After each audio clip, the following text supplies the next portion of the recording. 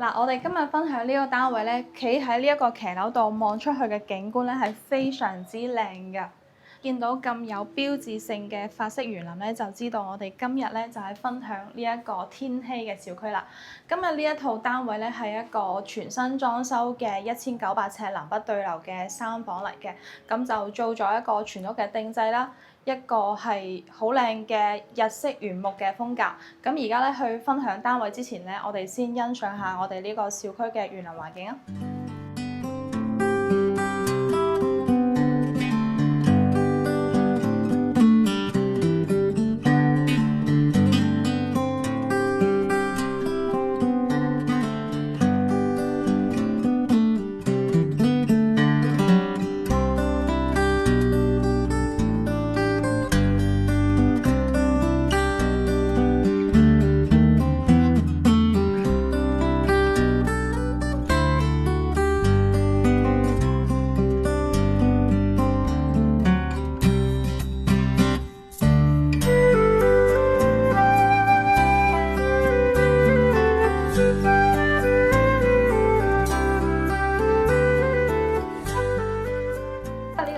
就2梯3戶嘅，而家所在咧係一個17樓，都係一個比較屬於中高層嘅一個單位啦。咁佢入門口呢度咧就係見到啦，到頂嘅鞋櫃啦，咁就係原木色，中間咧之後可以放翻啲收納嘅嘢啦。咁跟住呢度咧就有鏤空咗一個位啦，你可以裝翻啲燈啦，又或者放翻啲盆栽植物擺設嘅。咁入咗嚟之後咧，就見到一個好明亮嘅餐客廳啦，就南北對流咁樣。我哋就先睇咗佢廚房呢一邊啦。咁喺廚房呢度咧，我哋見到啦，呢個空間感咧係非常之大嘅，因為咧佢就係有做一啲改動嘅。原本呢度咧係屬於露台嘅位置啦，咁佢就將佢一個封窗嘅設計啦，咁啊將原本呢一個廚房嘅位置咧都打開晒㗎啦，咁就變成咗一個中廚加埋西廚嘅一個結合啦。呢度咧就做咗一個開放式嘅廚房嘅。原先入邊呢一個則咧就係屬於我哋一個設備房啦、平台咁樣啦、露台嘅位置啊。咁而家打通咗呢度咧，就做咗一個廚房咁喺度啦。咁我哋咧可以見翻呢度咧，出邊望去呢一個景觀咧係好靚㗎，見到呢一個山景啦，同埋金色果嶺嘅別墅景啦，同埋咧高爾夫球景啊。嗱，跟住佢上邊咧就都係用翻啲跳色㗎啦，上邊係白色嘅櫃，下邊咧就原木色咁樣就好靚啦。跟住呢度咧就幫我哋做埋呢一個嵌入式嘅雙門嘅一個雪櫃位。呢個位置咧都係我個人比較中意嘅一個位嚟嘅。咁啊做咗一張賭台喺度啦，後邊嘅話咧可以放翻啲咖啡機喺度啦。咁喺呢個操作台面上咧，如果係平時休閒嘅話咧，可以喺度做下啲蛋糕啦，又或者做翻啲下午茶啦，坐喺度啦，跟住咧再望翻我哋出邊背後呢個咁靚嘅景觀啦。跟住咧佢就做咗比較多嘅一啲收納櫃啊，上下都有啊。呢度咧就幫我嚟裝埋呢一個蒸焗爐喺度。跟住下邊呢度咧，都係咧放咗一個紅酒嘅櫃。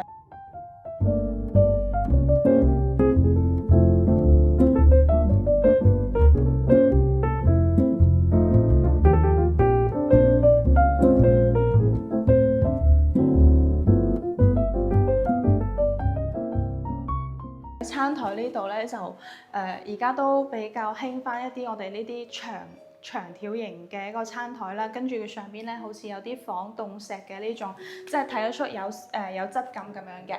呢邊嘅話咧就做咗一個到頂嘅餐邊櫃啦，都係有好多嘅收納空間啦。咁當然啦，呢度咧都會留翻啲位咧，可以放翻一啲展示嘅一個物品啦咁樣。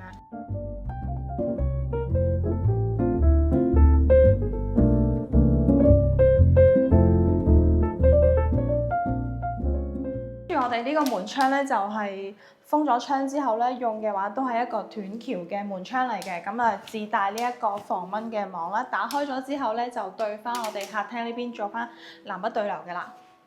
跟住呢度出邊仲有一個設計嘅亮點啦，佢保留咗一個戶外嘅騎樓。呢度咧就係屬於一個設備房啦，洗衣機咧就會放喺呢度啦，晾衫嘅話都會放翻喺上面。我哋關咗門之後咧就見唔到咧我哋晾衫咧上面呢啲衫褲鞋襪㗎啦。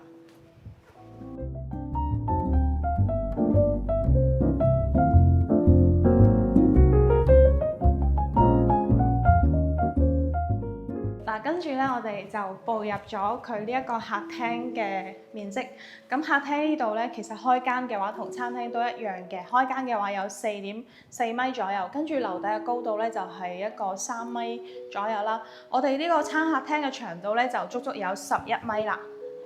咁咧就好舒服嘅，即係覺得可能佢呢個顏色咧襯托落嚟咧，就覺得成個屋企咧就好溫馨啦咁樣啦，跟住又係一個無柱燈嘅設計啦。咁喺邊邊嗰度咧就做咗一啲隱藏嘅一個燈帶呢啲氛圍嘅燈。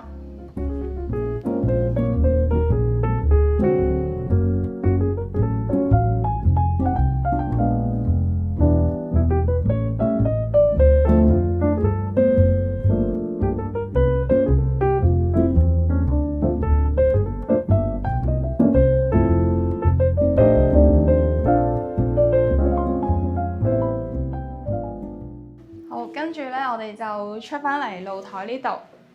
露台嘅欄杆咧，幫我哋換咗噶啦，由原本嘅鐵嘅呢個欄杆咧，改為呢個玻璃啦。咁就增加咗我哋成個單位嘅通透性啦，我哋可以望出去嘅話，望到更多嘅景觀嘅。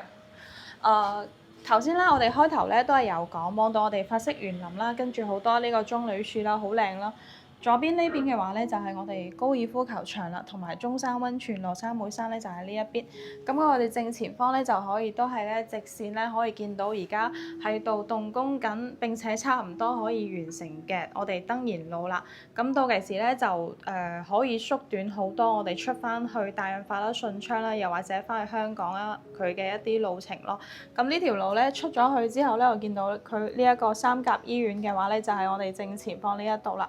過去嘅話咧，其實2-3分鐘就會去到。邊嘅話咧，業主都喺呢度做咗一啲呢個仿古磚啊，反而做咗一啲景喺度咯，即係讓成個我哋陽台咧就變得不再單調咯。種咗一啲花花草草落去，就會見得係更加有生機。而家咧就進入呢一個睡眠區域，咁佢就係3房，跟住當中咧有2個咧都係套房嚟嘅。咁我哋先睇呢一個第一個房啊。嗱，呢個房間咧面積係好闊落嘅，因為咧都用咗一半呢一個原本呢度咧係連接住我哋陽台嘅面積啦，而家咧就將佢咧進行咗一個封閉啦，加咗一個好大嘅落地窗啦，咁喺呢度。咁呢度咧就屬於一個多功能嘅空間喺度咯，又或者喺呢度咧你可以放翻一啲係健身嘅一啲器材啦喺度啦，又或者好似而家咁樣係好舒服嘅。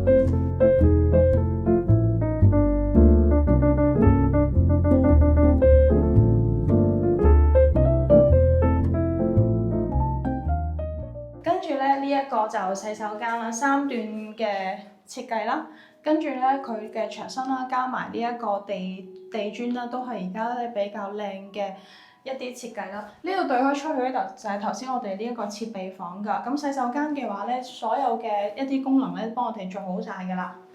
剩低嘅話咧就係2個套間啦。呢個套間咧就係向翻咧東北邊嘅，咁洗手間嘅大細咧其實同頭先我哋公共洗手間就差唔多，同埋風格上咧都係差唔多嘅。嗱，咁佢入到嚟之後咧，呢邊咧個景觀，首先睇翻佢景觀咧就好靚啦。同我哋呢個廚房望出去咧就差不多。遠處咧見到山景、高爾夫球景同埋咧呢個別墅嘅景觀，呢邊咧係向翻東北嘅，所以咧有個風咧係非常之好。嗱，跟住房間嘅話咧，而家係一個1.8米嘅雙人床，3邊落床做埋呢一個到頂嘅衣櫃啦。跟住咧喺呢邊嘅話咧，都係做翻呢一個背景板。呢邊嘅牆咧就油咗好似啲藝術漆咁樣嘅，所以咧佢係兩邊嘅牆咧就唔係咁一樣啦。好，跟住咧最後一個房間，咁佢單位嘅呢一個色水咧，佢就唔係純白色嘅，帶有少少呢個灰調啦。跟住而家中間咧，我哋可以放翻啲畫啦，去增加一個活力感啦。跟住呢一個咧係一個大房主人房嚟嘅，咁我哋咧就係都係睇咗佢洗手間先啦。咁啊呢度咧就係都係同樣3段嘅設計啦，只係呢個洗手台嘅話咧會大一啲。我哋呢個淋浴嘅空間咧都係做到咧係比較舒適、比較大嘅。咁如果你係中意浸浴嘅話，呢度放翻個細細地嘅話咧都可以夠位。呢度出邊咧就做咗呢一個磨砂板咁樣。嗱，跟住我哋出翻嚟主人房，同頭先其實都差唔多嘅啦，就係1.8米嘅床啦，又係做埋咗呢個衣櫃啦。跟住咧，我哋就主要咧就睇翻佢呢個景觀咧，就係見到小區園林嘅。跟住出邊登賢路啦咁樣。好啦。嗱，咁今日呢一個單位咧就分享完畢啦，一個全新裝修嘅1900尺天禧嘅一套日式原木系嘅單位。而家呢個單位咧嘅價錢咧係195萬開價嘅，如果感興趣可以約我到現場睇樓。